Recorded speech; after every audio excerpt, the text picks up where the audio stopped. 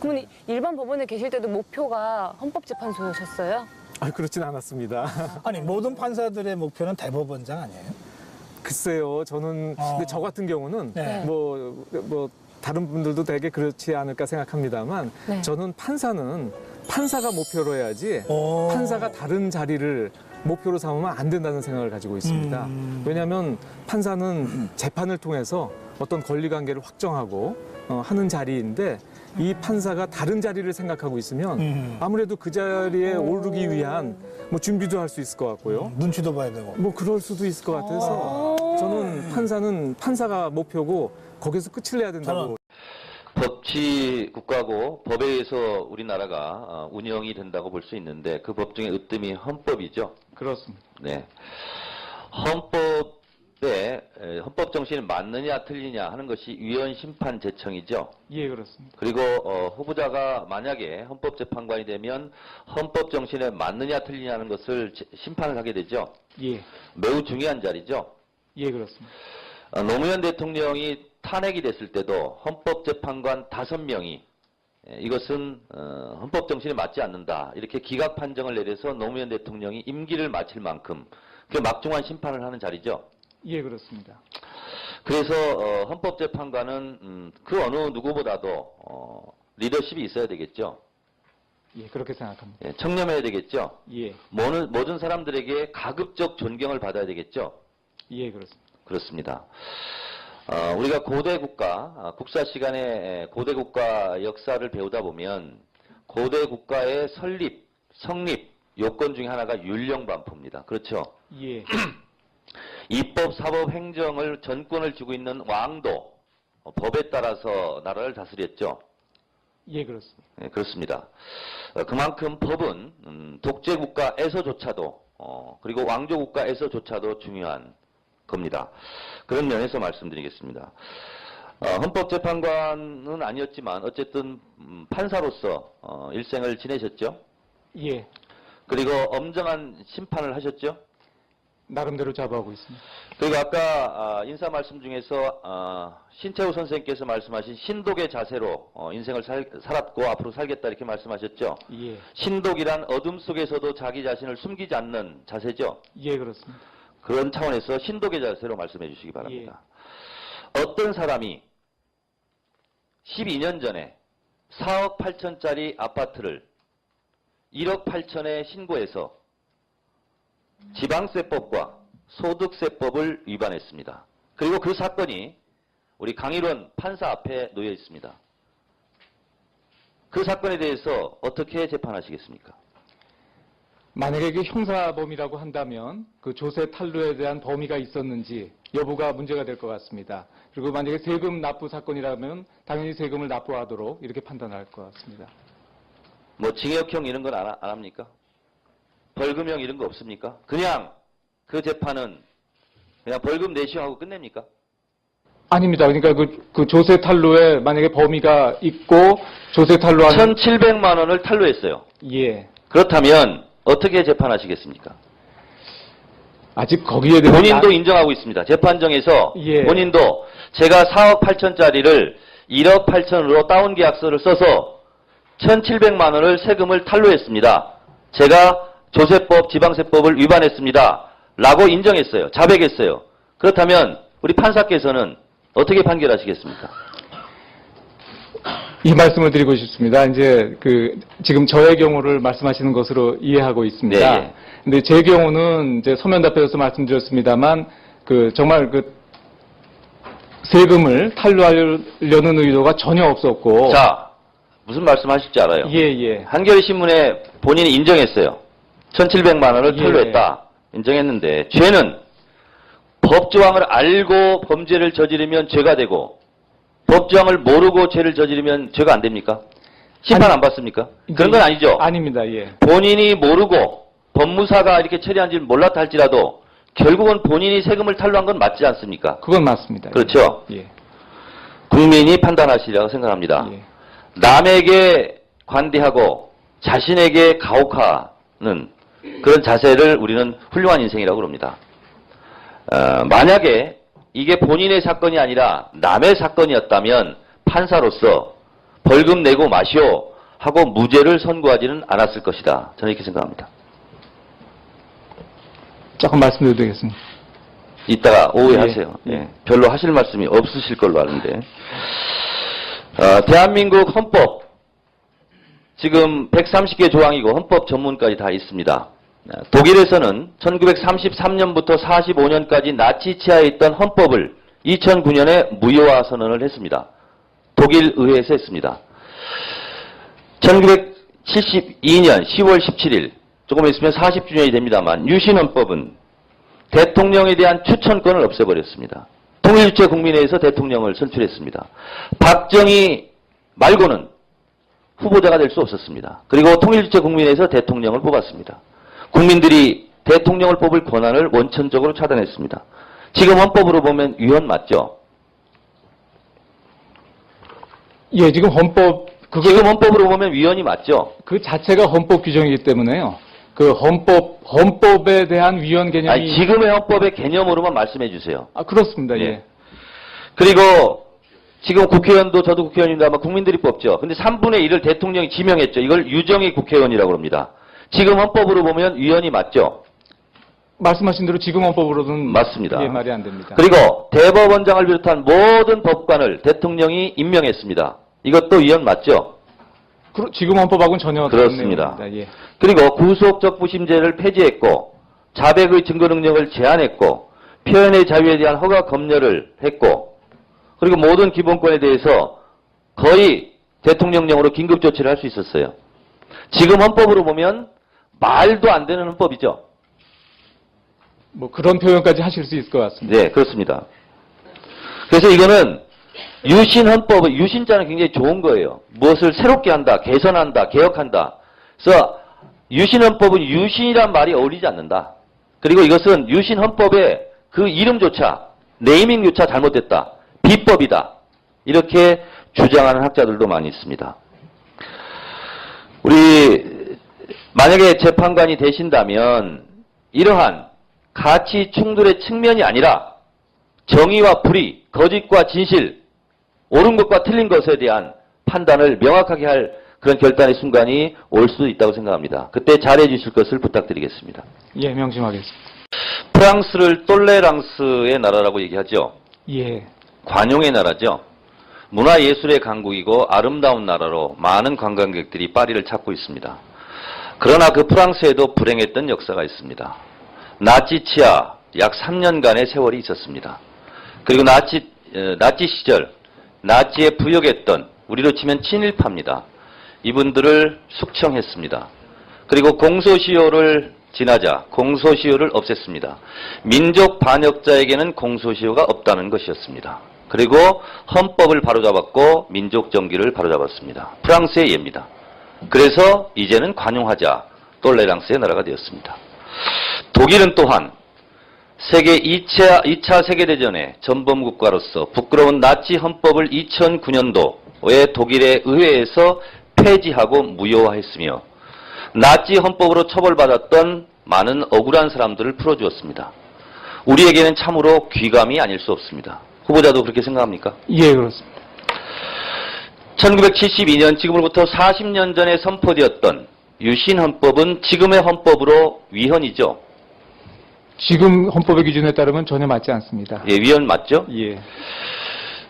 대통령의 종신제를 담았으며 그리고 국민들에게 대통령 투표권을 빼앗아갔습니다. 그리고 통일주체 국민회의에서 대통령 추천권을 가졌으며 그리고 선출권까지 가졌습니다. 이것은 지금의 헌법 체계를 보면 말도 안 되는 법입니다. 국회의원도 뽑지 않았습니다. 대통령이 국회의원의 3분의 1을 임명했습니다. 정당을 해산할 수 있었으며 언론, 출판, 집회, 결사의 자유를 억압했습니다. 그리고 사법부의 대법원장을 비롯한 법원 판사들을 대통령이 직접 임명함으로써 입법, 행정, 사법을 박정희 1인이 독점했습니다. 지금의 민주주의 원칙과도 그리 맞지 않습니다. 동의하십니까? 예, 동의합니다. 대한민국 헌법 전문에 보면 유구한 역사와 전통에 빛나는 자랑스러운 대한국민은 3.1운동으로 건립된 상해 임시정부의 법 통과, 불의에 한가한 4.19 민주 이념을 계승하고 이렇게 되어 있습니다. 정치적 고려 없이 우리가 계승해야 될 4.19 민주 이념을 짓밟은 5.16은 쿠데타가 맞죠? 오전에 답변 드린 것처럼 제가 정의한 바에 따르면 쿠데타에 해당한다고 생각합니다. 맞습니다. 헌법 제69조에 보면 나는 헌법을 준수하고 국가를 보위하며 조국의 평화적 통일과 국민의 자유와 복리 증진 및 민족문화 창달에 노력하여 대통령으로서의 직책을 성실히 수행할 것을 엄숙히 선서합니다. 이것이 바로 대통령 취임식에서 있는 대통령의 선서입니다. 무릇 만인은 법 앞에 평등해야 하고 그리고 무릇 대한민국의 국민이라면 헌법을 준수해야 되는 게 맞죠. 물론입니다. 하물며 대통령은 국민보다 더 모범적으로 헌법을 지켜야겠죠. 예, 그렇게 생각합니다. 그런데 5.16을 헌법에서도 그리고 교과서에서도 군사 정변이다 쿠데타라고 하는데 그것을 인정하지 않는 사람이 대통령이 되었을 때 헌법을 준수한다고 헌법을 준수하고 있다고 말할 수 있을까? 대답하시기 곤란하겠지만 저는 그렇지 않다고 생각합니다. 인혁당의 판결 2개를 놓고 최종 판결을 우선해야 됨에도 불구하고 2개의 판결이 있기 때문에 역사적 판단에 맡겨야 한다. 이런 사람이 대통령이 되었을 때 대한민국은 참으로 헌법이 유린되는 그런 초유의 사태가 올 수 있다. 예. 답변하실 짤막하게 하실 게 있습니까? 없으시죠? 예, 뭐 다시 드릴 말씀은 없습니다. 이번에는 완전 정책 질의만 한번 해보겠습니다. 어떻게 헌법재판관으로서 하실지. 혹시 마포구 합정역의 대형 슈퍼 홈플러스 문제 혹시 알고 계십니까? 그 특정 지역은 모릅니다만 그 대형 그 네, 마트에 홈플러스가 지금 문제되고 있다라는 정도는 알고 계시죠? 예, 예. 이게 어떤 문제인지도 알고 계시죠? 홈플러스의 특정한 문제는 제가 그게 이겁니다. 뭐냐면 합정역에 4,300평 규모로 대형 슈퍼 홈플러스가 들어오는데 유통법이 통과되기 몇 달 전에 이것을 허락을 맡았어요. 지금은 이제 1km 반경에 못 들어오는데 그 법이 통과되기 전에 이게 이제 허가제가 아니라 등록제다 보니까 네. 들어오게 됐어요. 그래서 국무총리부터 중소기업청, 서울시장, 마포구청, 서울시의회, 마포구에 다 지금 반대를 하는데 교묘하게 지금 몇 달 차이로 위법을 지금 피해서 지금 들어오려고 하는 그런 문제입니다. 얼마 전에 대형마트의 조례가 위법하다 이렇게 영업 제한을 하는 것이 이렇게 판결이 난 적이 있죠. 예. 그런데 다시 이것이 헌법소원으로 갈 가능성이 많습니다. 예. 네. 지금 박근혜 후보도 그리고 문재인 후보도 내일 대선 출마로 예상되는 안철수 교수도 경제민주화를 다 얘기하고 있습니다. 헌법 제119조에서 경제민주화 조항이 있다는 것을 알고 계시죠? 물론입니다. 네. 지금 영국, 프랑스 이런 유럽에서는 그런 법이 있더라고요. Sunday Training Act, 일요일 영업 금지법 이게 있더라고요. 이것이 그 나라에서는 위법이 아니에요. 그런데 이제 대형마트에서 이런 조례가 위법하다고 판결을 했기 때문에 이런 불비한 법적 조건을 강화해서 법으로 제재할 것이다. 그렇기 때문에 우리는 헌법소원으로 간다. 이렇게 해서 아마 헌법재판소에 조만간 이 사안이 다뤄질 예정입니다. 그래 보면 일요일 영업 금지를 하고 있는 그런 유럽의 국가들에 비교했을 때 이 경제민주화 조항을 적용하여서 이것이 위헌이 아니다 라고 혹시 판결을 저는 했으면 좋겠는데 어떻게 생각하세요? 누차 말씀드립니다만 구체적인 실제 될 수 있는 사건에 대해서 제가 미리 말씀드리는 것은 불가능한 것은 잘 이해해 주실 것으로 믿고요. 다만 이 말씀을 드리고 싶습니다. 네. 제가 이해하는 바로는 지금 법원에서 네. 대형 유통마트에 손을 들어준 것은 네. 그와 같은 규제가 불법하다란 취지가 아니고 네. 그 만들어진 조례의 절차상의 위법을 지적하는 그렇죠. 것이기 절차적 때문에 하자를 들어서 이렇게 예, 한 거죠? 그렇습니다. 네. 그렇기 때문에 뭐 그 말씀하신 그 내용에 대해서는 네. 뭐 법원에서도 그렇고 그렇게 부정적으로 보지는 않고 있다. 네, 알겠습니다. 이렇게 말씀드렸습니다. 알겠습니다. 어쨌든 대한민국 헌법 119조는 경제민주화를 얘기하고 있고, 그리고 23조 2항은 공공의 이익을 위해서 개인의 재산권을 일부 제한할 수 있는 것이 헌법으로 보장돼 있습니다. 론스타가요, 지금 대한민국 대통령 이명박 귀하, 그래서 중재요청서를 지금 냈습니다. 그러니까 론스타의 주장은 이거죠. 외환은행이 위기에 빠져 있을 때 공적 자금이 투자가 불가능할 때 우리가 2조 2천억을 투자를 해서 정상화시키고 주식을 240% 오르게 한 다음에 우리가 팔려고 했는데 한국 여론이 반대가 비등하니 못 팔게 해서 결국은 우리가 2조 9천억만 이익을 보고 원금 빼고 투자금을 빼고 2조에서 3조를 더 벌 수 있었는데 못 벌게 했다.